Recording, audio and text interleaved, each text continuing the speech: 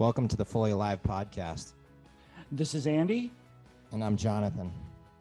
And this is a podcast about truly living in the midst of the grind. Welcome back to the Fully Alive podcast. Thanks for joining us. This is episode 3. We're very excited about this. I'm Jonathan, and I'm here with Andy. Hey, guys. Good to have you back. All right. So, yeah, we made it to episode 3, which is maybe hopefully this will be 3 of a lot more, but we'll see what happens. And we're grateful for everyone who's listening. And we've gotten a couple people giving us some feedback, which has been super helpful. Yes, very appreciative of those good people giving us honest feedback. Yeah. So tell us, whether it's boring or good, or, we're always looking for people to give us some feedback. So grateful if some people could do that. But I know, Andy, that you've had a couple connections with people who have said that they appreciate your perspective. Yeah, well, both perspective. They like that. They like the chemistry, and the authenticity that comes across. And, we tend to be pretty sincere guys and just throwing it out there. So people have communicated too. It's been helpful. So that encourages me for sure. Yeah, for sure. I mean, we try to be sincere guys, at least. But your audio has been atrocious for the first 2 episodes. So hopefully, yes, I can't apologize enough. I think part of it was I was looking away from the microphone at times, and then part of it was I didn't have my settings exactly as good as they could have been. So you have my apologies for sure, but hopefully it's better this time, and we'll go from there. I mean, usually people don't tell me they can't hear me. So, that was a first in Andy Farina history. Yeah. Yeah, I know. I would have thought they would have wanted to have your volume down a bit. I would have thought that actually would have improved our ratings, to be honest with you. Yeah, they were like, "Man, Andy's doing us a favor here." But yeah. The less volume, we're gonna start getting rated on Apple Tunes or iTunes rather. Yeah. So I think where we left off last time, and we can jump into it. We're not going to try and have everything be so heavy, because that was something that people gave us some feedback on. But, just an update from the last episode, right? You do have sort of your full diagnosis back. So what is that? What is that full diagnosis? Well, went through my 6-month checkup, blood work, see the surgeon, the whole 9 yards last month. And after 6 months and 2 checks, totally cancer-free. That's great. That's great news. Yeah. I mean, you kind of feel like, that's going to be the case, but it is always super encouraging when you have like, the blood work on your screen and you're looking at it and it's like cancer-free. Your PSAs are negligible. Everything's good. You're good, moving forward. Right. Yeah, no, that's fantastic. And so, kind of your journey. Wait, but the fantastic part too is the side effects are diminishing. So that's good. That's good. Less diapers. That was like on the when you watch an infomercial, they say, wait, there's more. There's more. Yeah, the side effects are diminishing. I'm feeling better, training harder. I still get tired a little bit earlier than before, but I'm on the upward swing for sure. Right. So now you're kind of in the next phase, which is, kind of, okay, now you're on the other side of this. At least, you hope you are. I mean, you probably get checked pretty routinely, I would guess, over the next 5 years. Yeah. Now it'll go, I get checked again in January and then once a year. And they said at the 2-year mark, you can throw a big party. Usually if you're cancer-free at the 2-year mark, that's like a big milestone. Yeah. You already start planning it. Do you have a party planner? Oh yeah. We're going to have a blowout at the 2-year mark. I'm just going to spray champagne over everybody who shows up. Right. All 3 people. That's right. Suzanne and I will be running around the house spraying champagne at each other. No, she won't allow that because she's super clean. So she won't want me to make a mess. You have to put a tarp down. That's right. No, that'll be fun. I look forward to that. But yeah, so it's 2 years out is where they consider to be like, okay, now you're very, very in the clear. Well, they said 2 years and 5 years are big milestones, but Right.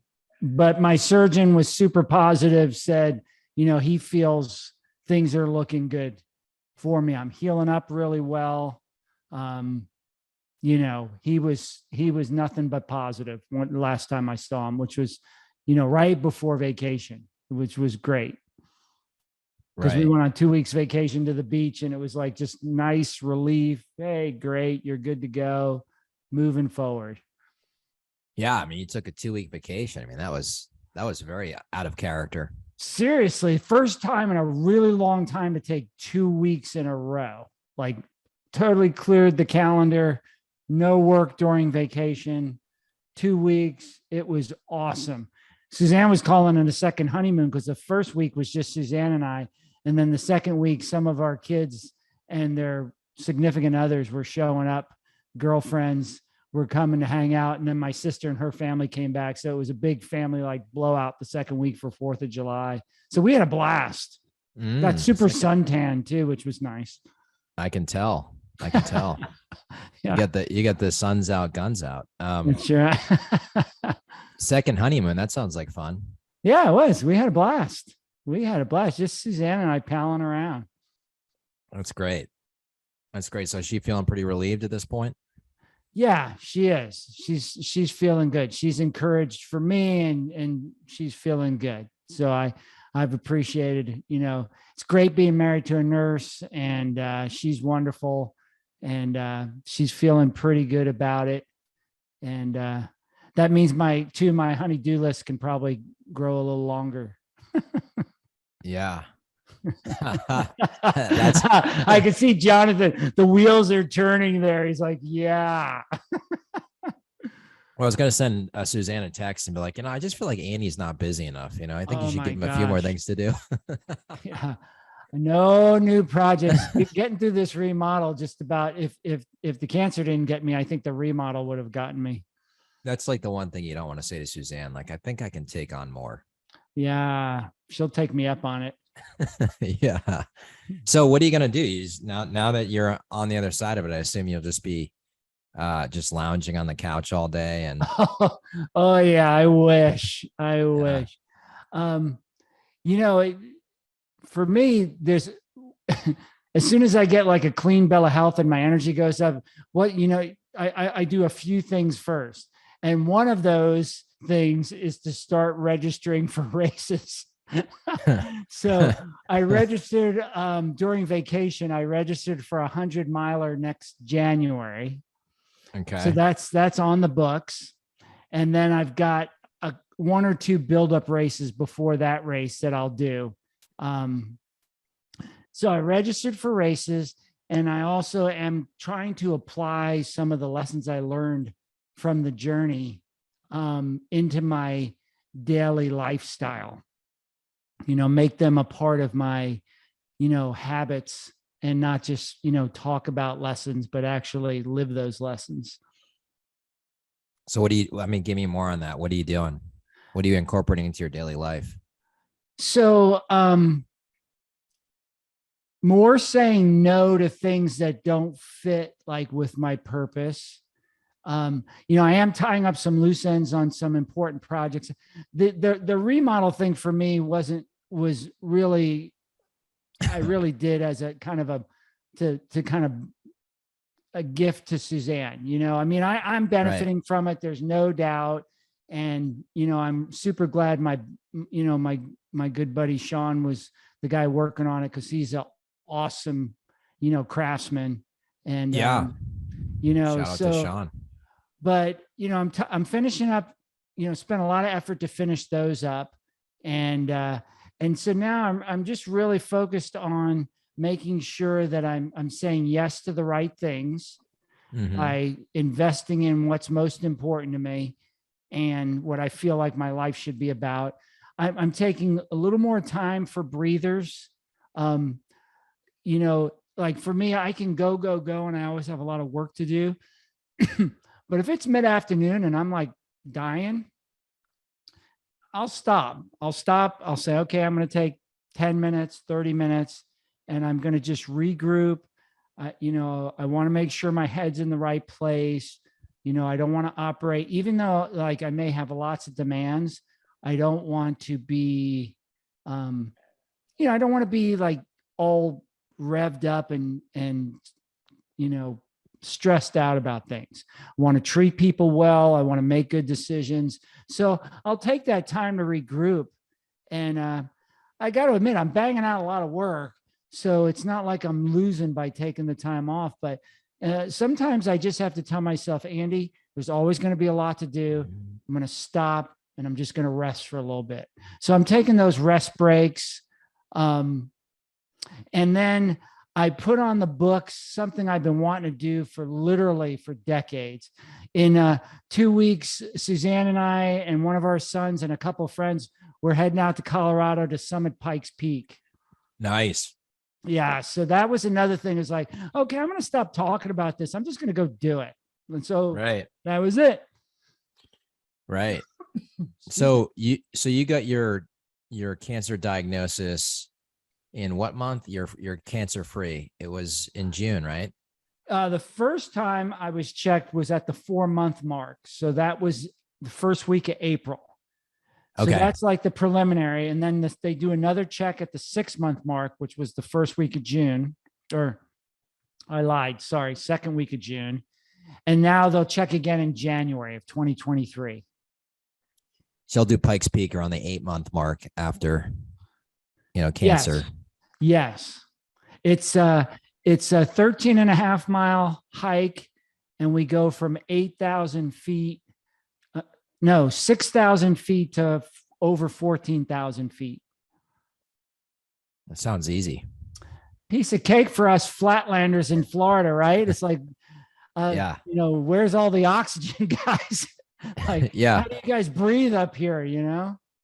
Yeah, that's one of those things you'll just have to let me know how it goes. I'm more of a I'd rather live it through the story than actually have to do it. So, well, it's going to be a really good first test. Like, I've done some good stuff, since the surgery. I've been training some, in the heat of Florida, but this will be a good first test to see how my body responds, because it's going to be pretty high demand. We'll probably hit the mountain about 4:00 in the morning and try to be up by, no later than noon, because you got to beat the afternoon storms, because you're above the tree line and all that good stuff. Yeah, it's interesting because I always, as I've always kind of been encouraging you to focus more tightly on your core priorities. But you always hear about people that have, I don't know if you want to call what you've been through a near-death experience, but, people that have experiences where they sort of come face to face with their own mortality. And, I wonder how many people after that experience, it's all well and good to say, well, I'm going to focus on different things and better priorities, but I wonder how many people actually do it.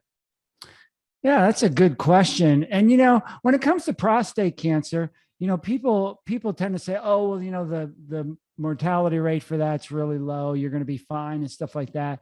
And they're right. It is true. But when you start getting like aggressive diagnosis and, you've had family members that have died from cancer, it does rattle your feelings, as I've mentioned.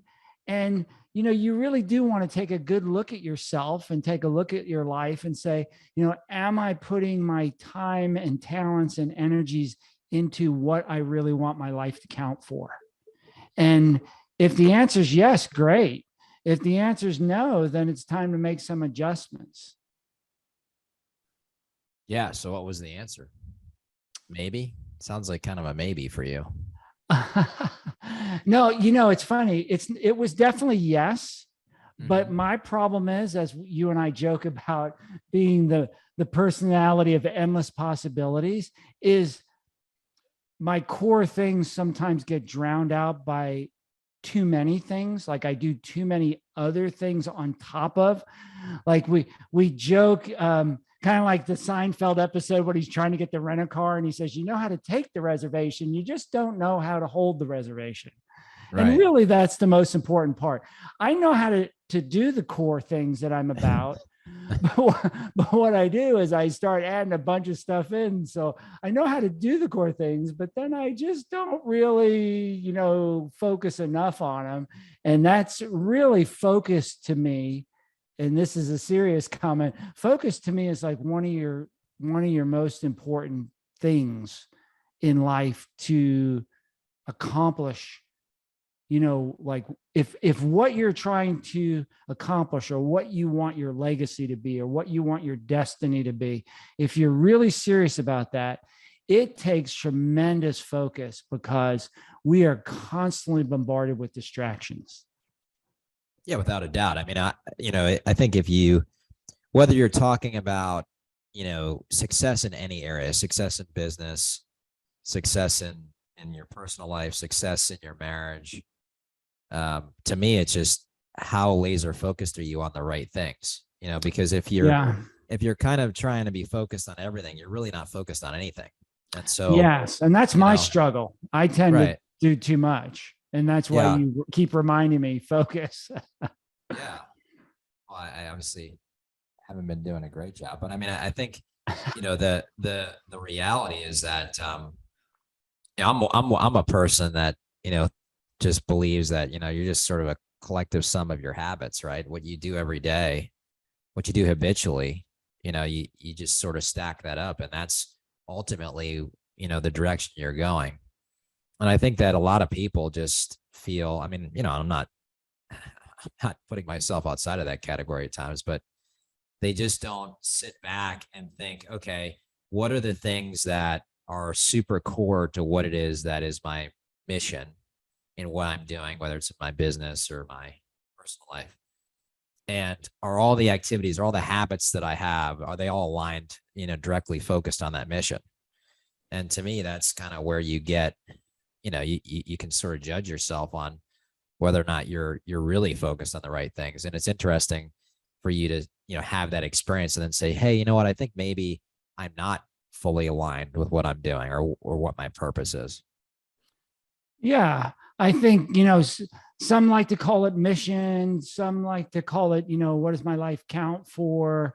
You can get very existential, why am I here? That kind of thing. I mean, I just feel like if I'm going to spend this time on this earth, I want to leave something positive behind for people that they can benefit from it, especially my loved ones, but all people.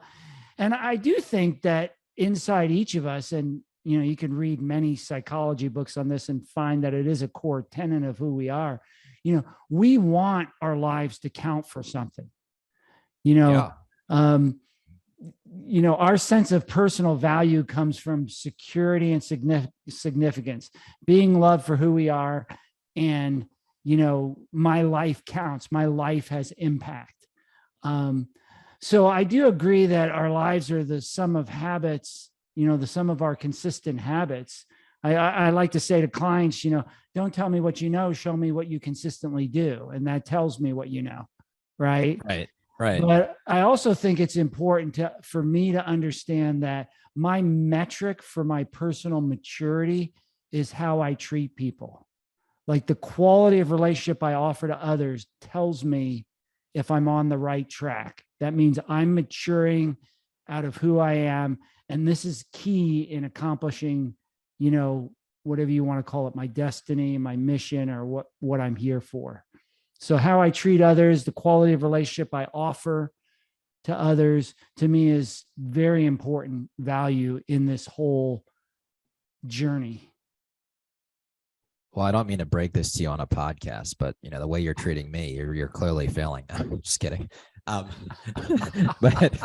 no, I didn't say I was good at it yet. I didn't say I was super mature. I said that's just my focus of the maturing process. Right. Well, at least you're self-aware. No, I'm just kidding. I agree with you 100%. I mean, it's and look, I mean, we're all in process. We're all trying to figure that out, and no one's doing it perfectly. But I think if your relationships are not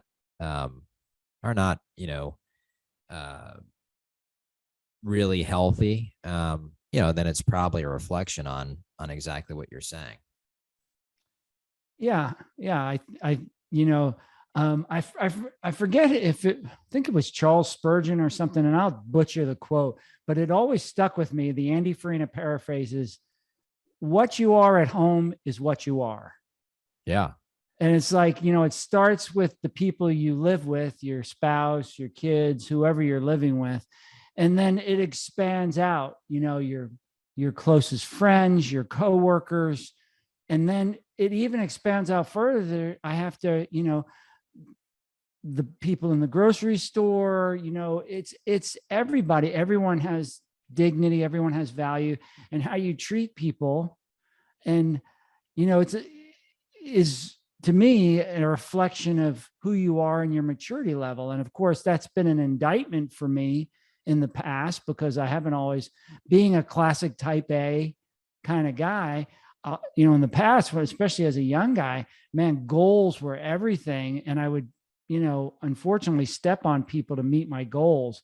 And, you know, as I've matured and through this journey, even while being in pain or being afraid during this cancer journey, I had to keep reminding myself, like, you know, whether I'm interacting with medical people or, you know, whoever, you know, am I treating these people with the respect and the kindness and the attentiveness that they deserve? And so I think, you know, there's no excuses, like whether you're hurting or scared. Yes, it's much harder to relate well in those situations, but, you know, part of my growing up is, can I treat people super well even when I'm not feeling my best? And that's been, you know, a challenge I've taken on, you know, especially during this time of, you know, over the last few years with this cancer journey. Yeah, no, I mean, and I think that that is a success. I mean, from a third party onlooker looking in, I mean, it's, you know, you've been pretty much the same guy the whole time. And anytime you, like you said, it's always interesting. And again, I don't put myself outside of any of these statements, but, you know, when you're under incredible pressure and stress and you're facing a lot of hardship, you know, when you're squeezed on that level, what comes out is really, you know, it teaches you a lot about who you are. I mean, you know, if there's some nasty stuff coming out, you know, then that could be a real wake up call, or it should be a real wake up call.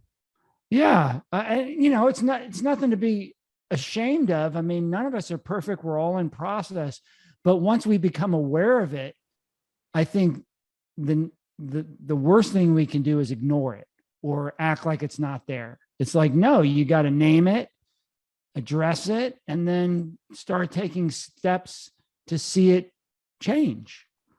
Right. Right. Ask for help, get help, you know. None of us can, you know, pull ourselves out of quicksand, right?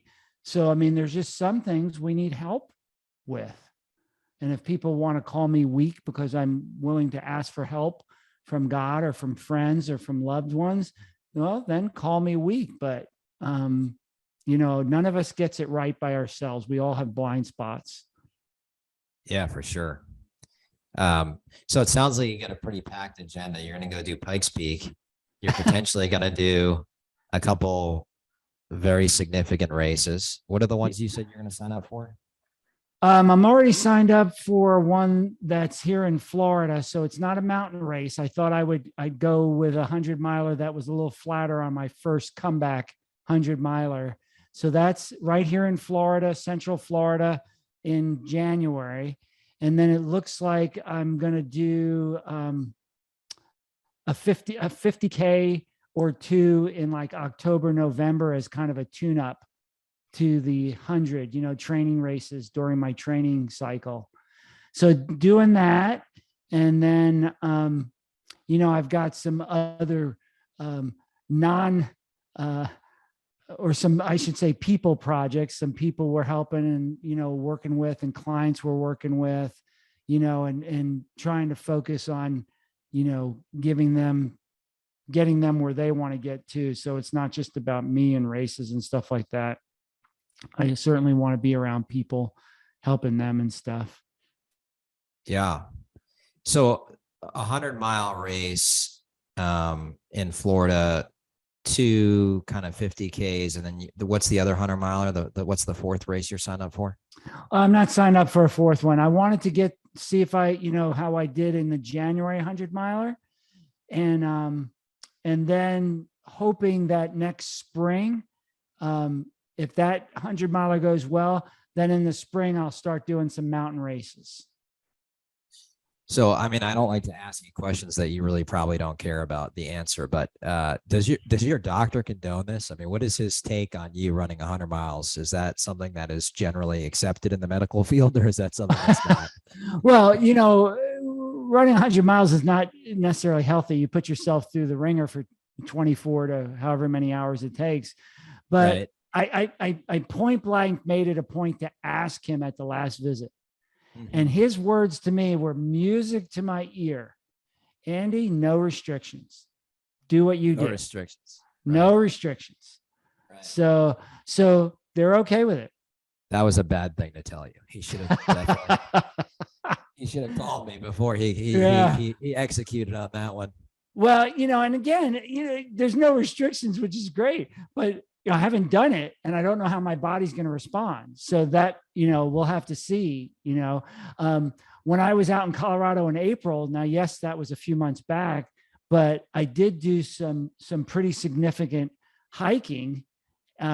We climbed the incline, which was, you were there. I mean, you weren't with us. I wasn't on the incline, but yeah, I was in Colorado at the same time. Yeah, but that was the first kind of big thing I did in a while. It was climbing, 2,000 feet of elevation gain from 6,000 to 8,000 feet. And it's 2,800 steps up the mountain and doing that. And then I ran about another 5 miles of trail to come down the mountain. And next thing I know, I came home and I was peeing blood. So, he said, well, you maybe overdid it a little too soon then. So, right. you still have to kind of see how your body's responding. So I'm going to have to be smart about it. And, but I'm feeling stronger now than in April. Like I'm starting to get into a pretty good training rhythm again, starting to feel stronger. Right. We're also going to see if that last little clip makes it through editing. But yeah, no, I might have to get rid of that. Oops. Yeah. But I mean, I take full responsibility for it, though. I don't blame anybody. Right. It was only one time, I think. So that was good. That is good. That's never a good sign it's never happened to me before, but I hear that's pretty much not a good sign. Yeah. Overdid it a little bit. Yeah. I mean, when you originally started running these races, I remember because, way back before you were even a runner, I knew you before you were a runner. But you started running and then you basically, like you do on many things, you just basically tried to push to see how far you could push your body. And that was kind of a thing that you always found to be pretty interesting. So now that now that you're through, or at least you're in a positive diagnosis, is there part of you that just wants to see how far can I push my body at this point? And can I push it further than before I had cancer? I mean, there's always going to be a part of me that is intrigued with exceeding limits. Right. However, I think my mindset through this cancer journey has definitely changed. And no, I don't think, I'm hoping I can race well because I think I have some good miles left in me. Like right. I feel that way, but I more now my focus is on the experience and the connection with people in the experience.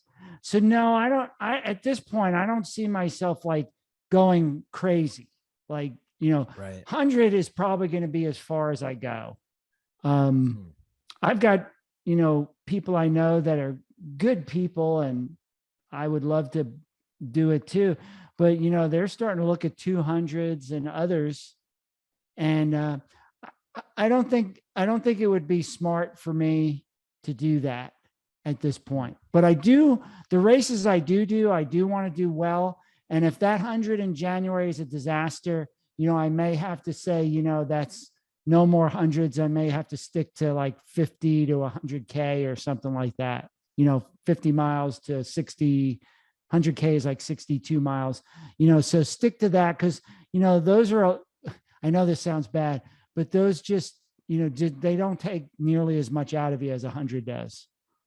Right. Or me, at least I should say. It doesn't take as, like, for me to do a 50 is like, is considerably more attainable than doing hundreds.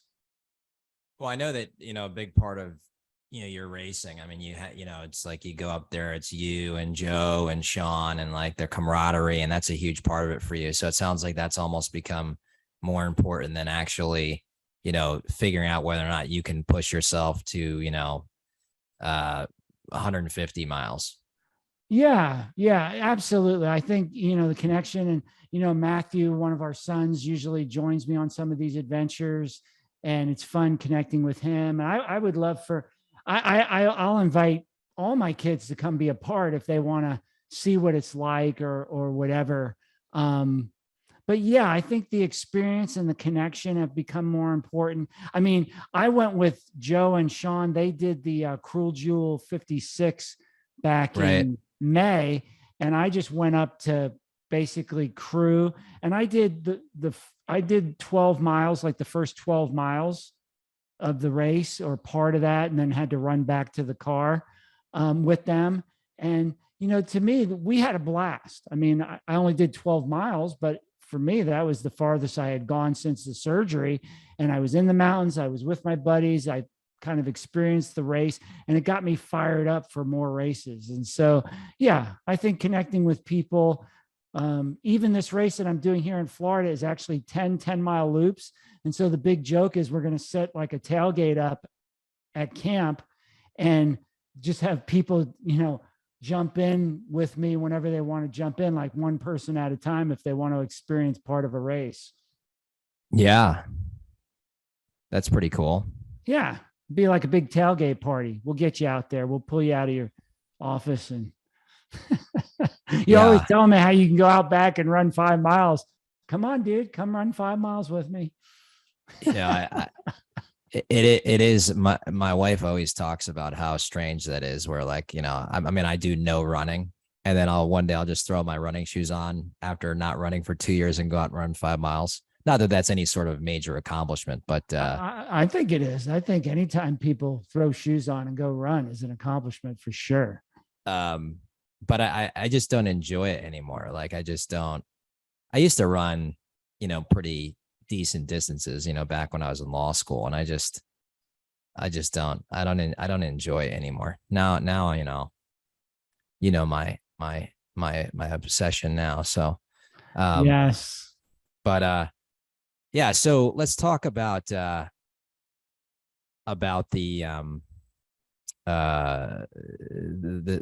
kids and how they're responding to it. Because I know you said that Matthew is, potentially going to be plugged in with you via the races. And I know you guys talk all the time, and you probably talk to all your kids all the time, but what's their feedback been since you got your diagnosis, your positive diagnosis? Yeah, they've been, happy for me. I got treated like royalty at Father's Day. I was very grateful. Everybody was very kind. All the kids were very kind to me. It was fun to spend time with the 3 boys at the beach. Unfortunately, our daughters couldn't make it, but my one daughter's in Baltimore, and so we'll go up and see her in the not too distant future. And then our oldest daughter came to visit for Mother's Day in May. So they've just been positive, supportive, encouraging, and yeah, that's about it. Nothing earth shattering at this point, but very grateful for their encouragement and support. Right. So because I know that pretty much throughout they seem pretty confident. So it seemed as though they were always expecting a positive outcome. Yeah, they did communicate a lot of, confidence. And, since mom's a nurse and 2 of the kids are nurses, it was nice to have that kind of positivity. you know, you're going to be all right. You're going to be okay with this. Just keep going, you know. Yeah. So, I think one of the other things that we were talking about, is kind of an idea for this episode was, I was sitting through this process, talking to you on the phone a lot. And I know one of your questions was like, how did this process affect me? What was I thinking about as I went through this? Yeah. I was curious about that. Yeah. So we can spend a couple minutes on that. But maybe we'll switch seats and maybe you'll interview me now. Yeah. Well, you start telling me what you're thinking and I'll just follow my curiosity. Yeah, sure. So, I mean, I think that what it's, I mean, I've said this before, but I speak to a lot of people because of my profession who are in late stage conditions, whether it's just because of old age or they have a traumatic event, an aneurysm, a stroke, a heart attack, and going back to when I used to do private practice, just having those conversations with people, and from a technical legal perspective, trying to help them. But it was the first time that I've actually, been through the process where it was like I could, sort of go through the entire emotional process, where you were talking to me about all the aspects of what you were thinking and feeling and talking with your spouse. So, I mean, for me, it was interesting. Obviously, as a friend, it was a little bit nerve wracking, but it was just interesting, watching you handle things, process things. And, one of my big takeaways was, I always felt like through the whole process, your sort of resolve was, look, I don't know exactly what's going to happen, but I know that regardless of what does happen, I'm going to live the rest of the time I have, to the best of my abilities. I'm going to leave it out on the field. And I thought that was pretty interesting because I always think about myself and, how would I respond if I, had a really bad piece of news. I mean, I'm obviously younger. I have young kids. It would be a little different, but, the same largely. And you always wonder, like, would I just sort of melt down emotionally? Would I just like, go in deep south and just have a terrible attitude? Like, how would it affect me? And so it was the first time where I saw that, in all dimensions and watched you just sort of come out of it like, hey, look, I can't control what's going to happen, but what I can control is what I'm going to do about it. And what I'm going to do about it is I'm going to continue to live, life to the fullest. I'm going to continue to invest in the people that I love and care about. And I'm going to continue to race and I'm going to continue to do the things that, my life is about. And so I thought that was pretty interesting. Yeah. So interesting in what way? Like, what do you think? What kind of thoughts did you have as you pondered that? The fact that I put my surgery off for a few weeks so I can get one more killer race in and, and stuff like that. Say Andy's an idiot, but, no, I just felt like, hey, you gotta do what you gotta do. So, but how do you think it's like, since all this has happened, what kind of thoughts come to your mind or how does it impact you? Well, I mean, I think that, one of the things that you and I talk about all the time is, what does it mean to be fully alive? What does it mean to be really living? Right. And, I think that I've definitely been through periods of my life when I felt like I was just sort of sleepwalking through life, right? Where I was just like, I mean, sometimes whether it's, I spent a lot of years, just grinding it, as a young attorney, young CPA, just in the office 24/7. And I'd wake up, what day is it? Asleep in my office, Wow. and you're just sort of have no time to think about the bigger picture. Like, what am I doing with my life? And thankfully I'm not there anymore. But, I think that, when you do step back and you start to think about, how much time do I have left? For me, the runway seems pretty long. It could change at any moment. But I do think about, hey, look, if someone gave me some news and said, hey, actually, you could be in a much, I mean, you could die in a year or 2 years. If I get a cancer diagnosis, I just don't know how I would respond. I would hope that I would still be very focused on the things that are most important to me.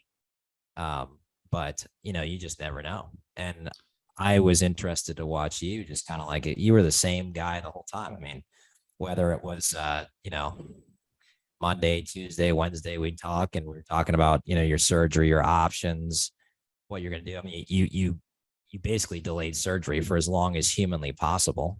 And there's a lot of risk in that, but it just wasn't, you just weren't going to be sort of,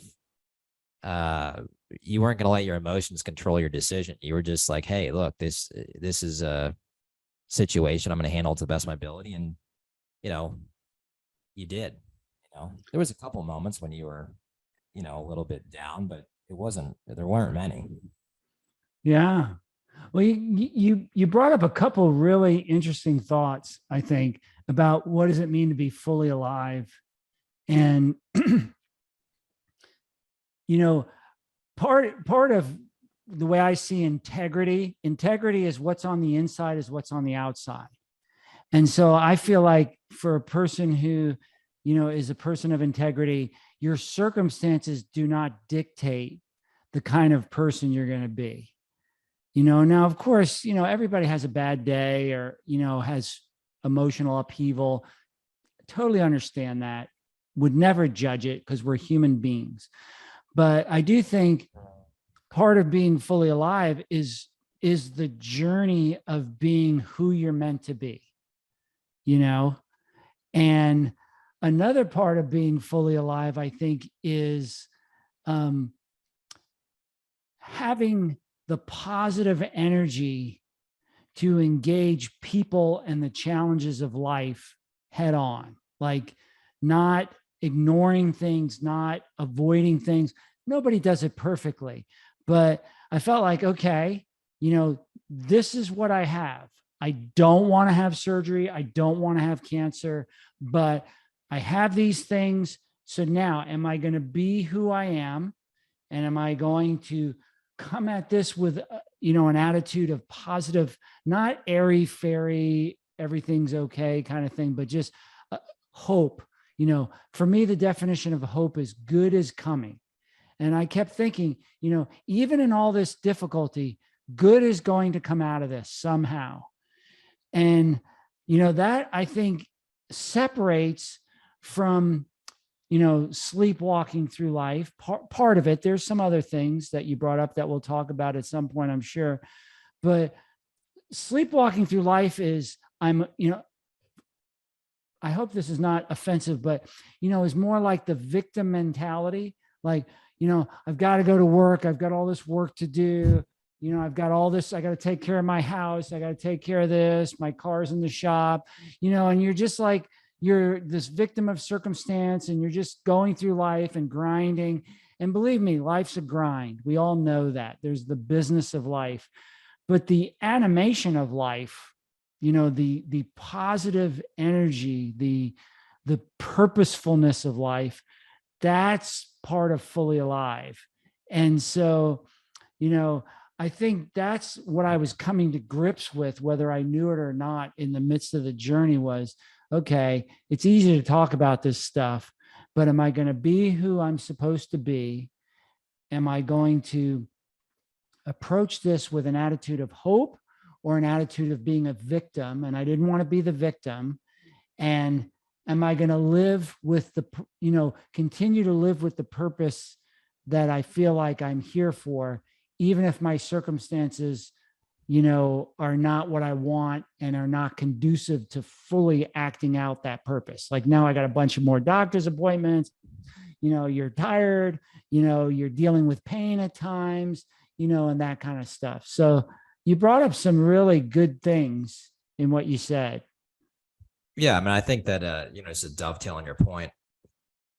I know when I was, young professionally, I just had great mentorship from people. And one of the things that they just embedded in me was to focus on things you can control.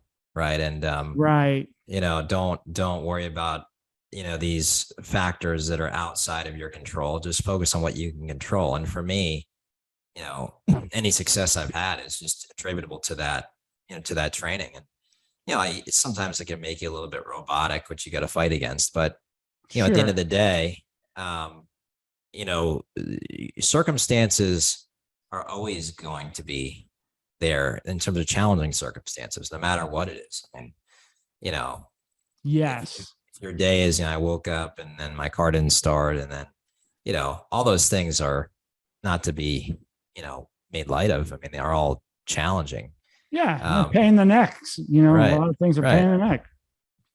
right. But I mean, if you're focused on those things, it kind of robs you of the good things that are right in front of you.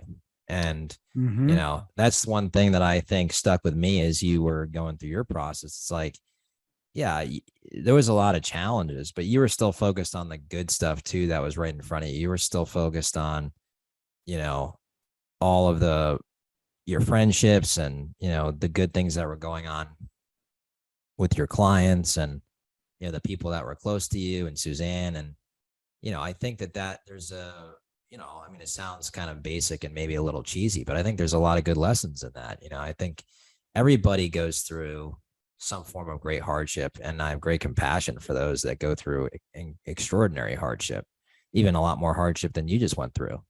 Yeah. Um, I mean, in some ways I had it a lot easier than a lot of people. So I'm aware of that and grateful for that and compassionate towards folks, that are suffering or that are going through more difficult things, for sure. right. And, I mean, as there's another gentleman I've become friendly with who, is going through a cancer situation right now, John Sharks, and he's, Yeah. fighting for his life, right. And he's got young kids. And so there's always challenges, but, with him and you, I mean, two people that have looked at the situation and just said, hey, look, I'm going to do the best I can with what I'm given every day. And I'm not going to let the time that I have left be wasted feeling sorry for myself. And I think that's a pretty accurate depiction of kind of what you were like. I mean, I think if you had found out that you had a very short window left, obviously you would have been devastated on some level. I don't think it Yeah. would have. I don't think it would have changed fundamentally, what you would have done and who you were going to be for whatever time that was left. And I'm excited because there's a lot more time, so I get to, like I haven't used all of my jokes on you yet. There's a lot more that I've Working written. on your material. There you Yeah, go. I mean, well, I don't have to do a lot of work on my material. It's pretty easy, but but Comes so naturally. yeah, exactly. It's just like making fun of you. I mean, that's anyone can do it. But there's there's a lot of good things left, and that's part of why I think we want to do this podcast. Like, I'm interested to see what's next. I do not believe that you're not going to try and push yourself really hard. I know you're going to say this, but I just don't believe it. And Oh, I'm going to push myself pretty hard. yeah, But I'm right. going to try to have fun and enjoy the people in the process a lot more than maybe I have in the past. Because, one of the things, it's really interesting, you hear people say, oh, we need to be thankful, and all this stuff. And I started thinking about that. And so I started a thankfulness journal. And I'm a total failure so far. So it's really funny because being so analytical as an engineer in my background, I solve problems. So my brain is trained to often look for problems. Right. Now I'm trying to be more thankful. So I'm trying to train my brain by writing down 2 or 3 things every day in my iPad, that I'm thankful for that day. And it's been a real challenge because I have to almost, in the process, which is what the specialists say happens, you actually begin training your brain without you even realizing it to look for the positive instead of look for the problems. Right. Yeah. So I think this thankfulness journal for me is something else that came out of this journey that I think is going to help me be more of who I'm meant to be instead of just being, it's good to be a problem solver, no doubt. But, being a recovering perfectionist, it's really a bummer to be around a perfectionist who loves solving problems because they're always picking things apart. And I just don't want to be that way. I mean, I'll use the skill when I need to, but I would much rather be a thankful person who sees the good in people and in things. And so that's just been a little project that's kind of spawned out of this journey. Yeah, no, that's neat. I mean, I wish I had known that because I would have asked you what are the two things in your journal to that would have been a good way to lead the show. But I think, let's cut it here. I mean, I don't want this to get to be too long. Yeah, I think this is a good stopping point. We've covered some good ground.